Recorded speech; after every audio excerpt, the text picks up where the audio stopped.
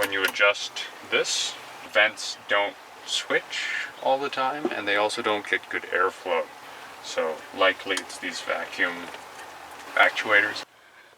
So this actuator pulls the clip up, and the spring should pull it back down, but since it just wobbles, it doesn't do anything. My thought is it's supposed to be fixed, so the spring will actually retract it. So I think I figured it out. This little black thing that's kind of folded up out of place looks like it used to hold this in, and it's broken. So if I fix that, it should improve the system a little.